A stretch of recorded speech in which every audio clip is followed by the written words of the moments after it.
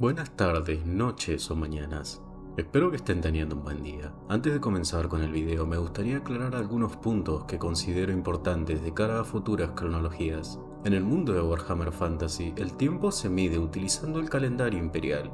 Esto no se debe a que todas las facciones dentro del lore la adopten, sino que funciona como la referencia universal para situar eras y eventos clave dentro de la historia. Este calendario se divide en dos grandes periodos: antes de Sigmar, o AS, y después de Sigmar, DS. Cabe destacar que el año 1 después de Sigmar no corresponde al nacimiento del mismo, sino a su coronación como el primer emperador. Por otro lado, también quiero aclarar que las cronologías que presentaré estarán situadas antes del evento del fin de los tiempos, ya que considero que dicho acontecimiento merece un análisis y un video aparte. Dicho esto, pasemos al video. La era de la creación constituye el periodo más antiguo de la historia conocida, cuya reconstrucción se basa en registros fragmentarios y tradiciones incompletas. Incluso entre los Slann, gran parte de este conocimiento se ha perdido o degradado con el tiempo. Hacia el menos 15.000 a.C., los ancestrales descendían al mundo y comenzaban su reorganización. Bajo su dirección se crearon los Slann de la primera generación, siendo estos los siervos más fieles y poderosos de los ancestrales. Y se les da como directiva seguir una serie de instrucciones conocidas como el Gran Plan, siendo esta la visión de cómo debía ser el mundo y cómo debía transcurrir su historia. Posteriormente, los ancestrales engendraron a las castas servidoras, los saurios, los eslizones y los croxigores. Paralelamente se inicia la construcción de las primeras ciudades-templo, estableciendo las bases del control geomántico del planeta. A lo largo del periodo, los ancestrales expanden su influencia de forma progresiva. Se fundan las principales ciudades, comenzando con Itza, y se suceden nuevas generaciones de Slann, cada una con funciones más específicas dentro del Gran Plan, incluyendo la supervisión de los portales polares, gigantescas puertas geománticas que los ancestrales usaban para moverse entre realidades y universos. La red geomántica global queda finalmente completada, permitiendo una interconexión total entre las ciudades-templo. Durante esta misma era, los ancestrales alteran profundamente la estructura del mundo, modifican su órbita, fragmentan el supercontinente original y redistribuyen las masas terrestres. Asimismo, crean y moldean múltiples razas, incluyendo elfos, enanos y humanos, con el objetivo de guiarlas hacia desarrollos independientes y controlados. Hacia el final del periodo, los ejércitos de saurios son empleados para imponer el orden y erradicar especies consideradas fallidas. Sin embargo, la aparición de los pieles verdes marca el primer límite evidente del control de los ancestrales, ya que los intentos por exterminarlos resultan infructuosos. La Gran Catástrofe señala el colapso del orden establecido por los ancestrales y el inicio de una era de devastación global. El evento desencadenante es la caída de los portales polares, cuya destrucción provoca una ruptura en la realidad que permite la irrupción directa del caos en el mundo. En esta era, los ancestrales desaparecen abruptamente, dejando incompleto el Gran Plan. Sin la guía de sus creadores, los hombres lagarto asumen la responsabilidad de contener la invasión. Se movilizan ejércitos de una escala sin precedentes, dando lugar a conflictos de magnitud catastrófica contra las crecientes hordas demoníacas. Durante estas primeras etapas, importantes centros de poder como Shautek son destruidos, y con ellos se pierden Slann y pozos de desove, debilitando progresivamente la capacidad de resistencia. A medida que la guerra se prolonga, las pérdidas se vuelven irreparables. La primera generación de Slann es prácticamente aniquilada, y el aislamiento entre Lustria y las tierras del sur fragmentan aún más la respuesta global. Aunque se registran acciones decisivas como la erradicación de las fuerzas demoníacas en las tierras del sur a costa de grandes sacrificios, la tendencia general es de retroceso y colapso estructural. Hacia el menos 5000 a.C., los hombres lagartos se ven forzados a replegarse a Lustria, donde transforman el continente en una trampa natural.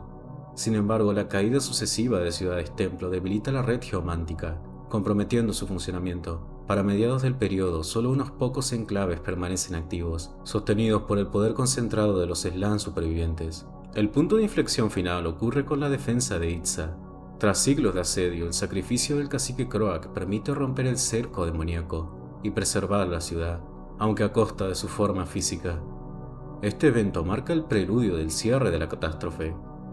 Poco después, en un esfuerzo conjunto sin precedentes, los Slann y los altos elfos ejecutan un gran ritual que logra expulsar a las fuerzas del caos del mundo y restablecer parcialmente la estabilidad. Se levantan barreras para contener futuras incursiones, dando fin a la invasión abierta, aunque no a la amenaza. El mundo emerge profundamente alterado, y desde entonces el gran plan queda en un estado incompleto.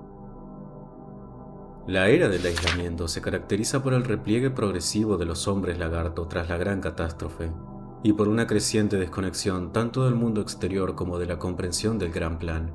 Durante este periodo, la actividad de los Slann se vuelve más introspectiva, centrada en la interpretación de las antiguas tablillas y en la preservación de lo que aún permanece. Los contactos con otras razas se reducen al mínimo. Las incursiones externas en Lustria son escasas y generalmente irrelevantes en términos estratégicos, reflejando tanto el aislamiento geográfico como la indiferencia de los hombres lagarto hacia los asuntos del resto del mundo. A nivel interno comienzan a manifestarse signos de deterioro estructural. La pérdida de ciudades templo como el hundimiento de Chupayotl no solo reduce la integridad de la red geomántica, sino que introduce un elemento de incertidumbre inédito. Por primera vez, eventos de gran magnitud ocurren fuera de toda previsión registrada.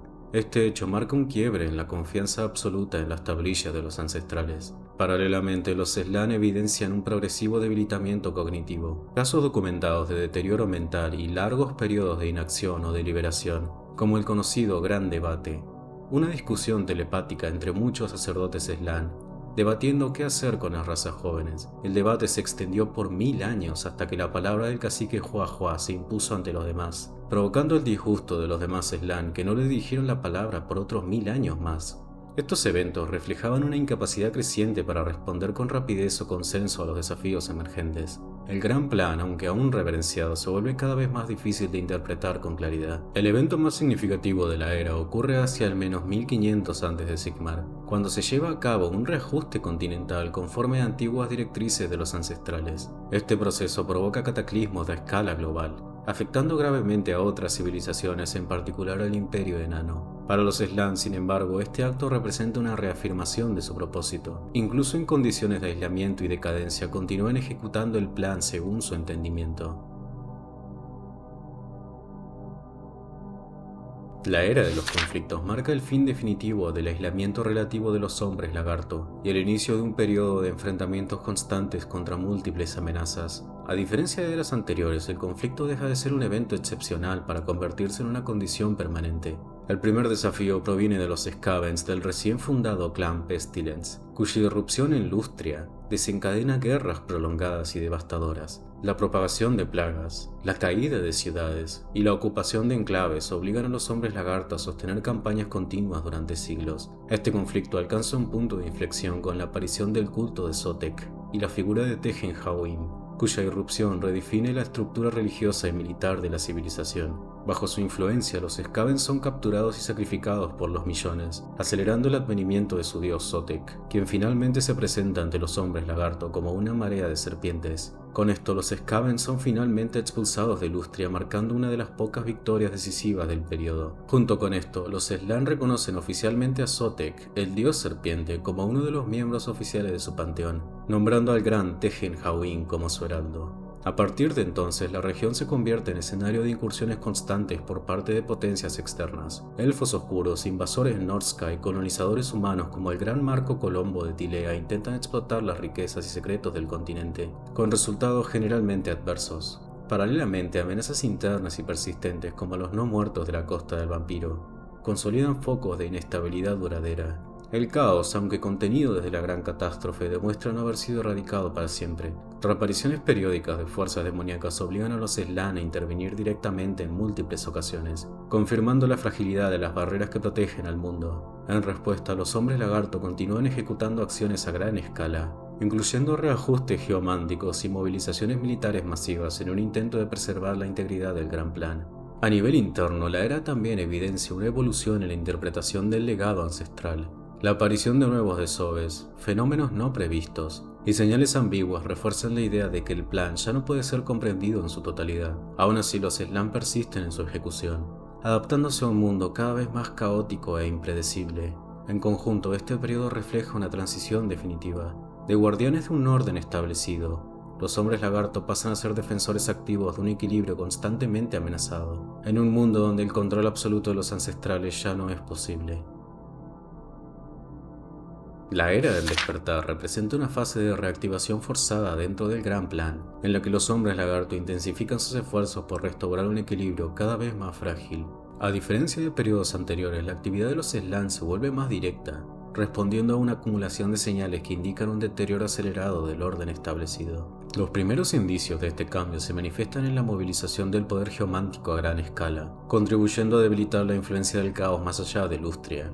Estos esfuerzos no logran revertir la tendencia general. Las perturbaciones se multiplican y la estabilidad del mundo comienza a depender de intervenciones cada vez más frecuentes y extremas. A lo largo de la era, la red geomántica muestra signos evidentes de inestabilidad. Fenómenos como las batallas del Sol Negro o la fragmentación de la Luna del Caos reflejan una realidad cada vez más volátil, donde los límites entre el mundo material y la disformidad se debilitan progresivamente. Las incursiones demoníacas, lejos de ser anomalías, se convierten en eventos recurrentes. Paralelamente, las amenazas tradicionales persisten y se intensifican. Skavens, elfos oscuros, no muertos y otras fuerzas continúan presionando los límites de Lustria, mientras nuevas anomalías como desoves imprevistos o el regreso de entidades desaparecidas sugieren que incluso los mecanismos fundamentales del Gran Plan están dejando de funcionar de manera predecible. En este contexto, los Slann adoptan una postura más intervencionista, ejecutando acciones de gran escala tanto dentro como fuera de Lustria, incluyendo la manipulación climática, la restauración de ciudades y la protección de enclaves críticos. Estas medidas, aunque efectivas a corto plazo, no logran eliminar las causas subyacentes del desequilibrio. El punto crítico de la era se alcanza cuando las defensas geománticas comienzan a fallar de manera sistemática. La destrucción de nodos clave y la incapacidad de los Slann para interpretar con claridad las señales del plan marcan un cambio irreversible. Por primera vez, el futuro deja de ser legible incluso para sus guardianes. Aunque las invasiones del caos pueden ser contenidas temporalmente, como en la defensa de Hexuatl, donde el caos fue expulsado por un esfuerzo en conjunto entre el gran Mazdamundi y el jefe de guerra Krokkar, la conclusión a la que llegan los Slann es inequívoca.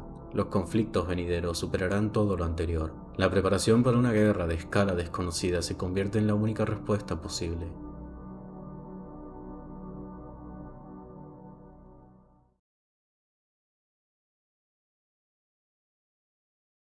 Tecto, el defensor, portavoz del Consejo Sagrado de Hexuatl, se arrodilló en silencio ante la tarima dorada.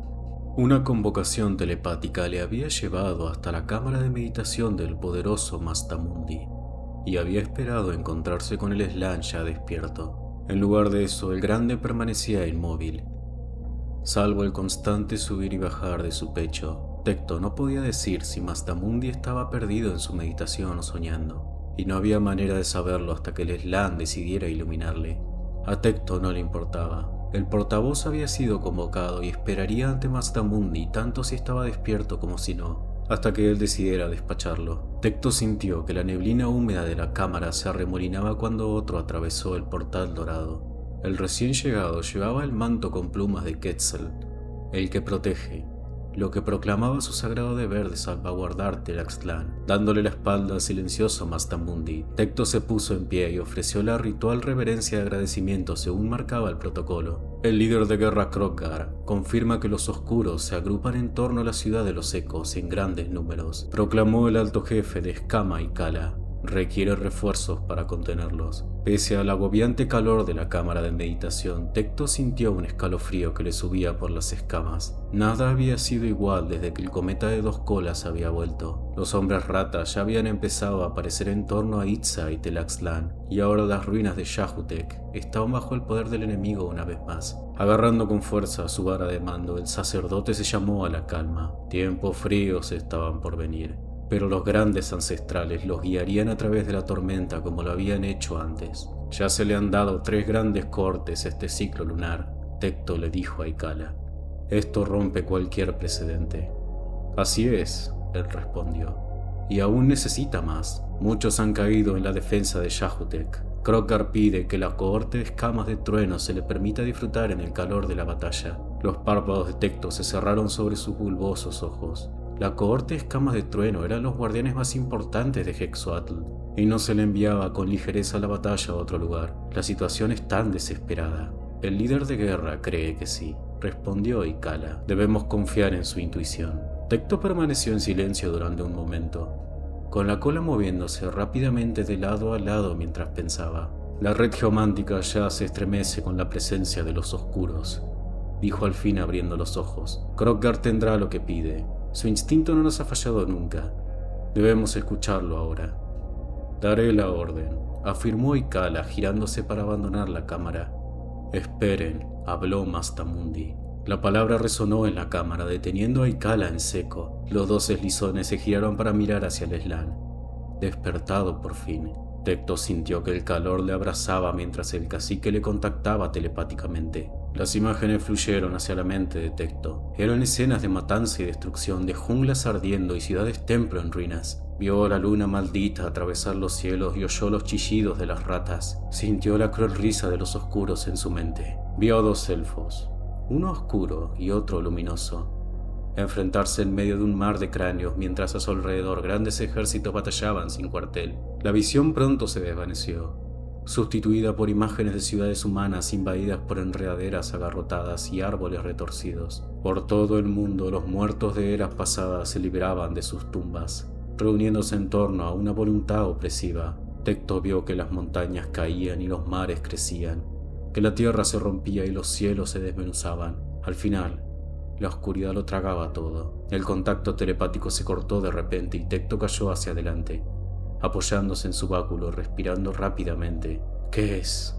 ¿Qué has visto?, preguntó Ikala, las plumas de su tocado bamboleándose mientras su cabeza giraba de un lado a otro. Tecto tembló mientras buscaba las palabras para describir su visión, pero las imágenes ya se estaban desvaneciendo de su mente. Se difuminaban como los ecos de los sueños mientras el sacerdote intentaba recordarlas, dejando tras de sí únicamente el recuerdo de un terror incomprensible. Fuego y destrucción, murmuró débilmente Tecto. El cometa no es un presagio de esperanza, es un portento de perdición. Lo que dices es imposible, objetó Ikala. El cometa es un signo de Sotek. Tejen Hawim así lo dejó claro y los grandes lo han confirmado. Y quizás Sotek vuelva, aceptó Tecto. Pero el cometa solo trae muerte. No podemos detener lo que se acerca. No es posible, argumentó Ikala. Pero, el gran plan. El sacerdote enmudeció cuando la mole que era Mastamundi se movió en la tarima. El gran plan no falló. Los ancestrales no fallaron, habló el Slan pesadamente. El éxodo debe comenzar.